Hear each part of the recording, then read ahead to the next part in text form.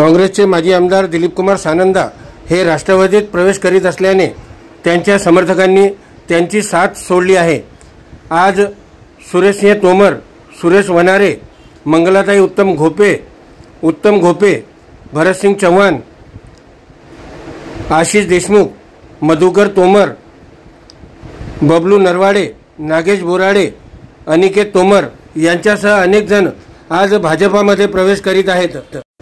सुरेशसिंह तोमर व सुरेश वनारे हे दोघेही जिल्हा परिषदचे माजी सदस्य आहेत, तर उत्तम घोपे सरपंच पती असून मंगलाताई उत्तम घोपे या जलम येथील सरपंच आहेत।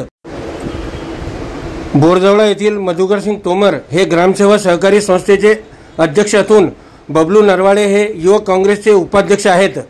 यांच्या प्रवेशामुळे काँग्रेसला मोठा धक्का लागला आहे। खामगाव विधानसभा मतदारसंघातील हे सर्वजण भाजपमध्ये प्रवेश करण्यासाठी अकोला येथे दाखल झाले असून राज्याचे मुख्यमंत्री देवेंद्र फडणवीस यांच्या उपस्थितीत यांचा आज भाजपमध्ये प्रवेश होणार आहे। यामुळे पक्षात प्रचंड खळबळ उडाली आहे। सायन दैनिक खबरे शामतकसाठी अशोक जसवानी, बुलढाणा।